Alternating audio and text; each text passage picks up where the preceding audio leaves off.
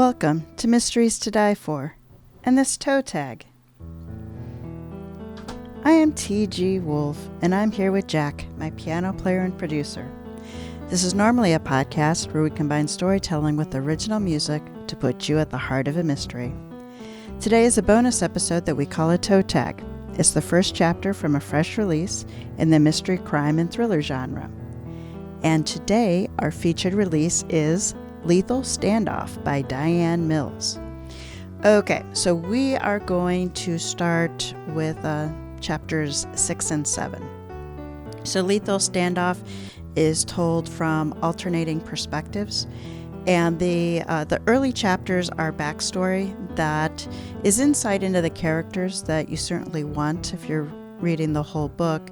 But here at Mysteries to Die For, we like to give you a taste of the actual mystery. And so we're going to turn to our inciting event, which starts happening here in Chapter 6. Carrington. I met Dixie for dinner at our favorite Greek restaurant. She chattered on about her role as wife, mother to 2 young boys, and guidance counselor at elementary school. We met in college as psychology majors. We loved people and were intrigued by their behavior, except she was best friends with all breathing things. Oh, I dreaded the results of the eye. Carrington, where are you? Dixie rested her chin on her palm, her green eyes focusing on me. I attempted to hide my preoccupation with the eye imaging procedure on Friday. I'm thinking about how we're so opposite and yet we're besties. There's more going on, she said. You walk so close to the real you and then step back and lock the door to your heart. On rare occasions, we make progress. I can feel it. But in the next instant, you slip right back into your private world. It's dark there, friend. What are you afraid of? I moistened my lips. It's personal. My business. Just leave it alone. I regretted my tone immediately. She waved me away. I get it. You're deep in one of your forbidden zones. I'm fine, Dix. If I could share, I would. She offered a psychological, it's okay smile. Someday, she said, you'll learn to trust. If not with me, then someone else. I care for you, and I'm here when you're ready to talk. But I'll also tell you when your guarded ways are offensive, like now. She leaned in. I'm not the enemy. I blinked back, tears on the verge of spilling over my cheeks. I'm sorry. We had this conversation in some form since college days. Dixie only wanted to help, except I wasn't ready to snap on the light to my inner fears. I might never be. She lifted her chin. Apology accepted. We're sister friends, remember? Thanks. I forced a smile. Are you psychoanalyzing me? Because I know all the tricks. My spirit longed to be free of the burdens warring within me. I'd unload, but it's stuff I can't talk about. I appreciate your putting up with my moodiness. Dixie lifted her dainty little chin. That settles it. I'm ordering baklava with extra honey. It won't solve your problem, but it'll be a sinfully sweet going down. I laughed. Incredibly decadent. Order one with 2 forks, or order 2? What do you think? She asked. I pushed my problems aside and relaxed as best I could. With 1 bite of baklava left on my plate, a text sounded. I glanced at my phone. A contact from Customs and Border Protection. I quickly read, need your skills in a hostage situation. Expect a call from BP agent Skip Reyes. I acknowledged the text and studied Dixie. I may need to leave, depending how quickly I receive this call. No problem. I hope it's an easy one. She paused. But if you've been contacted, it must be serious. My cell rang with an unfamiliar number. I took a deep breath. Carrington Reed. This is Border Patrol Agent Skip Reyes. We have a hostage situation 20 miles west of Victoria and request your assistance. What can you tell me? I asked. Around 1 p.m. this afternoon, a BP unit learned about a group of undocumented immigrants. We sent 2 agents to check them out. When our agents arrived, 2 men were herding more than a dozen men, women, and children into a delivery van. One man blew out our agent's front vehicle tires and barked orders at the others. They sped off, but not before agents utilized the GPS tracker.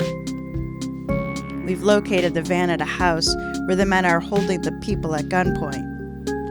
My mind trailed back to other hostage situations, desperate people who believed they'd chosen the only way for the world to hear their complaints and act on them, raging tempers, and always the frightened person or persons at the murderous end of the gun.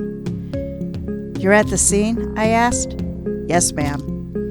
"What are the demands?" "Well, we don't know for sure," he said.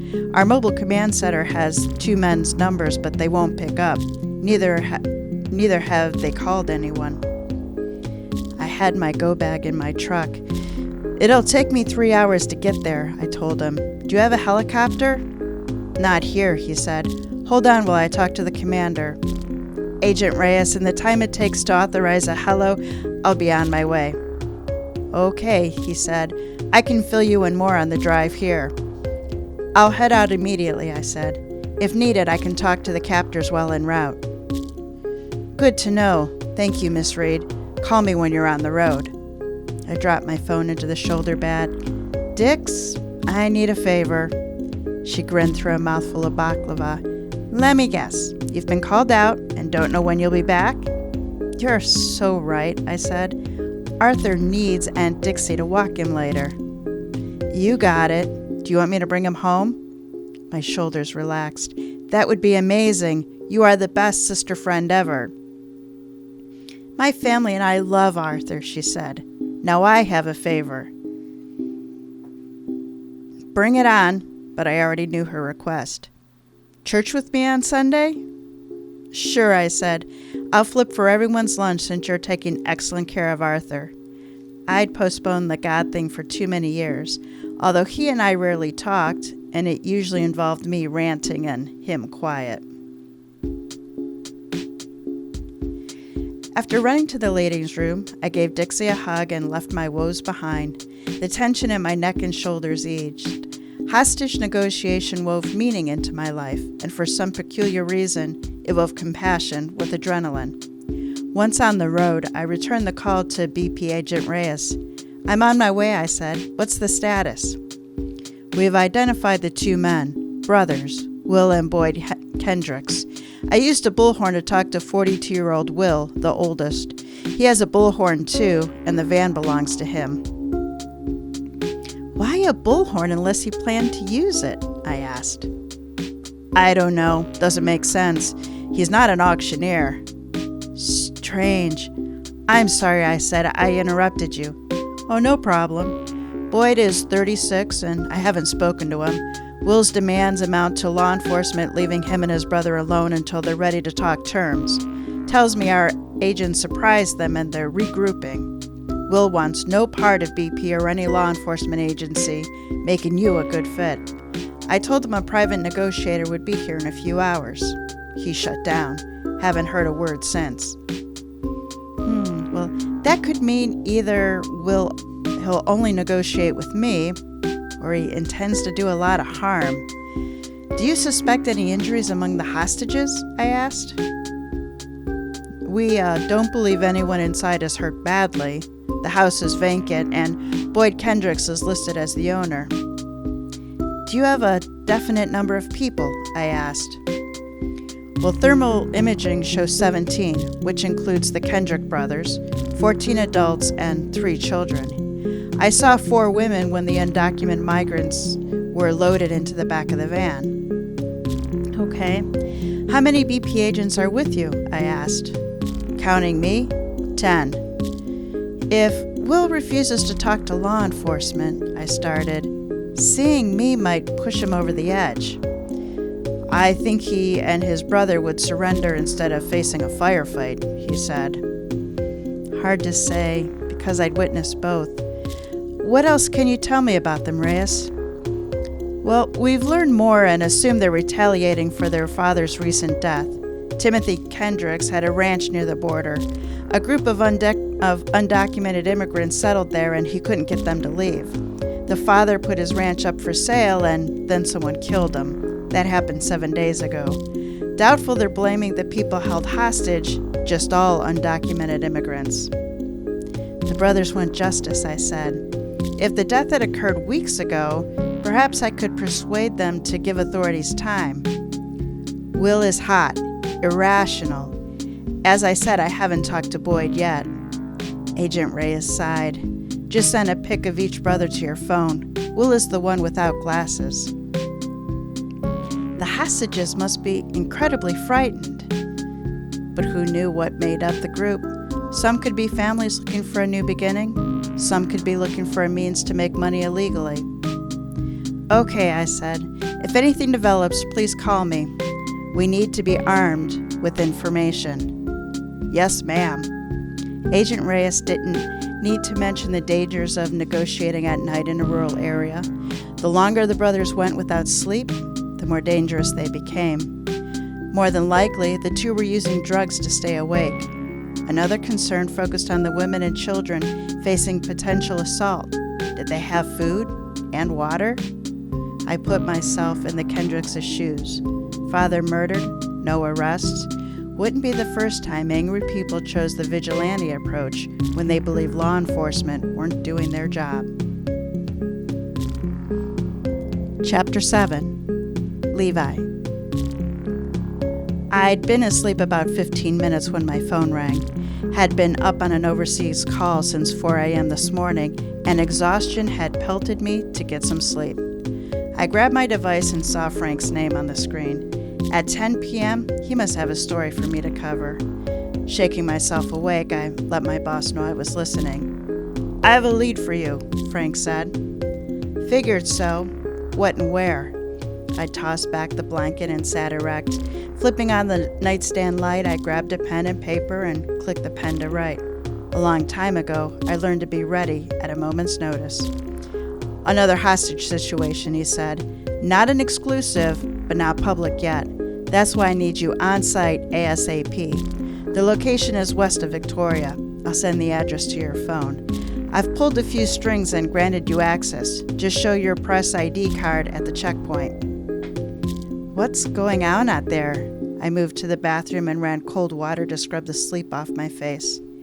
Frank relayed a kidnapping involving 2 Texas men, holding several hostages at gunpoint in retaliation for their father's murder. Slant the story to gain sympathy for the hostages. They're undocumented immigrants, not illegals.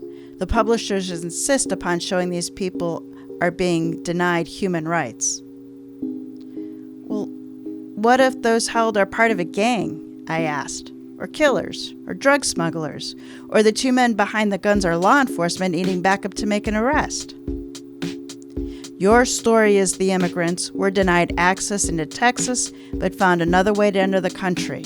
Tie that into 2 rednecks playing cowboy. I put the phone on speaker and shrugged on a shirt. Frank, you might be right in the whole assessment, but I've got to find out for myself. Your assessment is worthless, he said. We've got to be on site before the other news media arrive. The important thing is the assignment might save your career. Save my career, I asked. How many awards has the publication earned because of me? Levi, don't give me your... The profanity continued. Nothing I hadn't heard before. Forget your so-called principles. Show the perspective the publishers want for the readers. You mean the victim is always the one who shares their same political opinion? I regretted the words the moment they left my mouth. That was out of line. I'm aware your job and mine depending on meeting their criteria. Right. Levi, they're finished with your mouth. They've got to see you're with them 100%. I reached for my jeans. Disrespect for them direct depositing my pay is one thing. Dictating to me their personal preferences and verbiage in my articles, that won't happen. Frank said, if your story doesn't raise our ratings, you're fired. It's out of my hands because I intend to keep my job. As much as I appreciate the status of our publication because of the coverage in the past, I have my loyalty, which happens to be to whoever supports my livelihood. You can be a pain with your truth banner. I'd been expecting Frank's ultimatum, or rather the publisher's readiness to terminate my employment. I hadn't wanted to change jobs this soon, but I'd make the best of it. No reason to argue with Frank. If he rejected my coverage, then my plans stepped up a notch, including how to support the charity organization that helped me put my life in order. My goal of working for National Geographic offered a lucrative position within the topics that appealed to me. I know where you're coming from. I reached for my socks. Doesn't mean I agree or I'll comply. Frank added a few more explicatives. You're a stubborn fool. I can't argue with that. Who gave you the tip? I snatched my tennis shoes from the closet. Someone I trust, he said. Probably a paid insider at Border Patrol. Frank used to provide his sources before I became a mosquito to the new publishers. Sure, media coverage attracted more readers and viewers, and the more media, the more the hostage takers would reveal in the publicity for their own agenda. What do the hostage takers want? I asked. Don't know, he said. Doesn't matter. You have your assignment. Not without hearing the other side of the story. After what I just told you, there are always two sides of every confrontation, and I showed real people, real problems, and real emotions. My personal thoughts of right and wrong wouldn't be reflected in the article. Stories weren't mine, but the readers', and I was motivated to take chances and risk my career for what I believed in. Truth and balanced reporting. Basic Journalism 101. Are the hostages men or women and children? I asked. No idea, he said. But women and kids jerk at readers' hearts. Reporters will be buzzing like flies. Get out there and cover the story. Lots of emotion to benefit us. Look, Levi, time's a-wastin'. I expect a text in 30 minutes that you're well on the road. Who can I talk to for more info? I asked. Me, he said. I'll contact you with any updates. Remember, those are innocent people who are caught up in somebody's hostage-taking game. What else is going on there, Frank? The BP has called in a private negotiator, and they're considering bringing in a Border Patrol Special Operations Group. Frank chuckled. Sounds like more than they can handle. Is the negotiator currently at the site? I asked. My source couldn't confirm it, he said. A name. Well, you know her, he said. Carrington Reed. All right, that is chapter 6 and 7 of Lethal Standoff by Diann Mills. So here is my review. Lethal Standoff is an amateur sleuth mystery. A hostage standoff, which you just heard about, by a desperate man has innocent lives in the crossfire. After the hostage crisis ends with loss of life, hostage negotiator Carrington Reed and reporter Levy Ehrlich follow through on promises to seek answers and protect the suspect's family. But if solving problems were that easy, well, they would have been solved already. Bottom line, Lethal Standoff is for you if you like your mysteries and thrillers woven into the life and faith of your detectives. All right, so Lethal Standoff cannot be defined by a single genre classification. It begins as a kidnap thriller with a hostage crisis, which again you all just heard, in which illegal immigrants are held violently against their will by Will Kendricks. It turns into an amateur sleuth mystery as Carrington Reed and Levy Ehrlich investigate the unsolved murder of Will's father, Timothy Kendricks. A thriller element emerges when Levy and Carrington draw the bad guy's brutal attention. There's a strong romantic undertone as Levy strives to turn an opportunity to work with Carrington into a personal relationship. The faith theme is strong as Levi's religion is fundamental to his character. And there is drama as Carrington deals with a medical diagnosis and Levy with being ostracized by his family and fired from his job. Yes, there is a lot packed into these 84 chapters. Levy Ehrlich is an easy character to like and respect. He is sharp and he has a strong moral compass that he trusts to direct him along his path. Carrington Reed took me some time to warm up to. She's a professionally competent person who is intensely private, going as far as to lie to the friend that she considers a sister, who also just heard that too, rather than tell her about the potential for a cancer diagnosis. Together, though, they are a fun sleuthing couple. Neither wants to back away from the case, and they repeatedly enable each other to go where law enforcement has head, not to tread. The plot centers around Will and Boyd Kendricks, who take 15 immigrating men, women, and children hostage on family property. Will appears to be driven by the unsolved murder of his father, Timothy. Reportedly, the shooter was an immigrant. You all just heard that too. While negotiating, Carrington promises to get answers to the open case. Personal testimonies come out showing Timothy to be a ruthless, violent man who ran more than cattle through his ranch.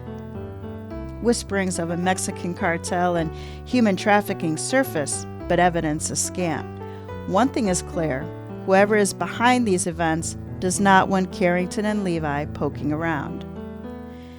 Considering the logic of the mystery and the thriller element, looking from end to back, which you all know I love to do, I had questions relating to the motive for the inciting incident, the hostage standoff, and the solution to Timothy's murder. Carrington and Levi pushed the story through most of the plot, continuously asking questions in parallel to the police effort. In the end, though, the bad guy has control of the plot and drives the story to the end. It is interesting that Carrington and Levi invest their considerable talents into aiding and supporting the families of the suspects rather than the victims. Immediately after the standoff, they make sure the victims are attended to, but then they move off screen, and this story is really about the Kendricks family. I enjoyed reading Lethal Standoff and recommend it for readers who like their mysteries and thrillers ensconced in the life and times of their detectives. Readers who enjoy faith themes woven into fiction will find a lot to like in this title. Lethal Standoff was released from Tyndale and promoted by Partners in Crime Tours and is available on Amazon and other book retailers. Now, let me introduce you to Diann Mills. Diann is a best-selling author who believes her readers should expect an adventure. She definitely delivers that here. She weaves memorable characters with unpredictable plots to create action-packed, suspense-filled novels with threads of romance. Diann believes every breath of life is someone's story, so why not capture those moments and create a thrilling adventure? Diann is passionate about helping other writers be successful. She speaks to various groups and teaches writing workshops across the country. She is an avid reader, loves to cook, and believes her grandchildren are the smartest kids in the universe. She and her husband live in sunny Houston, Texas. Partners in Crime Tours represents a network of 300-plus bloggers offering tailor-made virtual book tours and marketing options for the crime, mystery, and thriller writers from around the world. Founded in 2011, PICT offers virtual book tour services for well-established and best-selling authors, as well as those just starting out their careers. PICT prides itself on tailored packages for authors with a personal touch from the tour coordinators.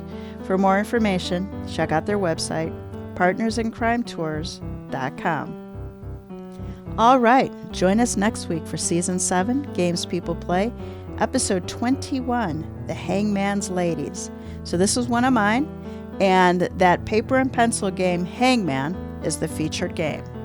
All right, Jack, take us out.